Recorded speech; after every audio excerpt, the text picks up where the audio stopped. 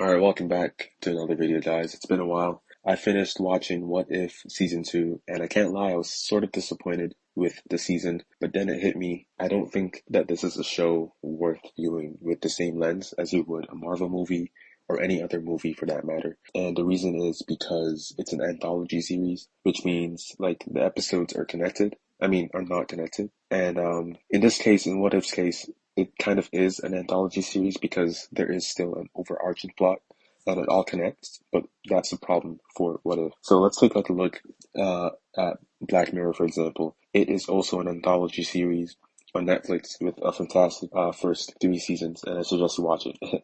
And I think what allows it to work really well is that no episode connects significantly. The only thing you see are like Easter eggs, like the same company you see in like one episode, you might see it in the next episode if it takes place in the future or something like that. And the episodes are an hour plus long, so you have all that time to really flesh out the story and you don't need to set up for a future episode. And I think that's where What If fails because it does connect and it only has so many episodes to really flesh out an overarching plot and an overarching villain, while each episode is still a little bit different from the rest. And the runtime is like 30 minutes ish, with about 10 minutes of credits in total.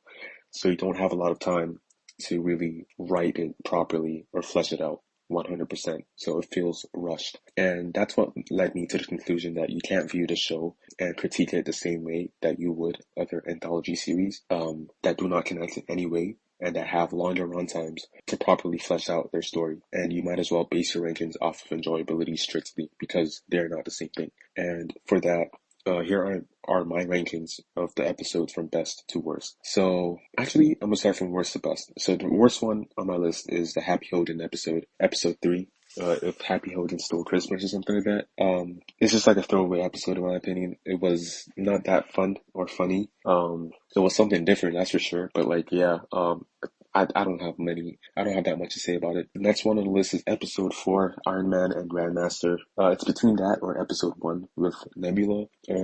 I just wasn't really interested in these episodes like that. And then at the end of the episode 4 with the Iron Man and Grandmaster, the team up between him and Gamora just seemed really, again, this is what I'm talking about. You can't really critique it the same way, writing wise. I think that's what I think. But it just seemed really crazy that like Gamora, who has been like indoctrinated or brought up to be like an assassin or a soldier, will suddenly have this change of heart at like what an adult age by some random man from Earth who destroyed her father's army and will team up with him to kill her father. It just does not make sense to me. And then the Nebula episode is kind of just like whatever. The next one on the list is episode 2, Peter Quill. Kind of the same thing, like Hope Van Dyne, is that her name? I don't know.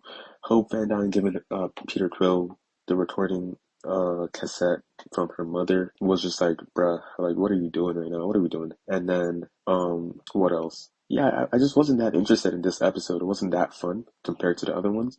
Next on the list is gonna be Kahori, and I know I just said next to the other ones, but I haven't actually really watched this episode properly. Don't watch that, but like I didn't watch it with subtitles on. So I'll have to go back and watch it with subtitles and then I'll probably review it then. So yeah, next on the list is episode 7, What If Hela Found the 10 Rings? And I was a little bit disappointed with this episode, but it was definitely enjoyable. I kind of hated what they did to Hela. I don't know if this is like her comic counterpart, if that's how she acts in the comic, but like I feel like she was, I don't know, she became too comical or she was trying to be funny. And then I think she was kind of weakened a little bit as well. And I do like how she kept up her betrayal initially to Wenwu, but then in the same episode, and again, I don't think with no clear sense of time, in the same episode, Wenwu's wife in the movie later convinces Hela, of all people, to change her idea of like ruling the 9 realms and vengeance and revenge and all that stuff. And it's like, bro, how long has Hela been alive for some random person on Earth, a human being, to change your ideology in the same day? It's not like, bro, come on. And also, bro, they massacred my boy Odin. Like, there's no way Odin is losing to Hela or Wenwu. It doesn't match up, bro. Next on the list is episode 9, The Strange Supreme Intervention.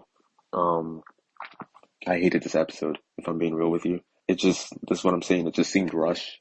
Um, and although we did have like a motivation for why Strange did what he did, which was set up like in the first season, I had no idea that he was going to turn out to be a villain. But like, I don't know, I wish we could have built up to it a little bit. Like, it was revealed all in the same episode, and he was defeated in the same episode in like 20 minutes. So, come on. And then also the array of villains and heroes that he had locked up that decided to just give Captain Carter all their weapons and abilities on the spot. Bro, come on.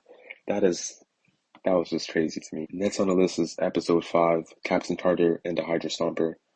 I liked that episode. It was kind of enjoyable. It was all right. It was like a average episode compared to the other ones, and I liked seeing the team up between Black Widow and Captain Carter. And then at the end there, when she teleported to the other dimension or timeline with Wanda. And then finally, the best episode is Avengers in 1602. It just felt like seeing the Avengers again, and I think they also got most of the cast to actually voice their characters. So it just felt really nice to see them again. And yeah, we saw Bruce, Iron Man, Captain America, and then also the reveal that he was the one who actually was from another time. That was pretty cool. And then yeah, so yeah, that's the best one in my opinion. But yeah, that's about it. Leave a comment down below what you thought about the season or anything else. Yeah, that's about it. God bless. Happy New Year.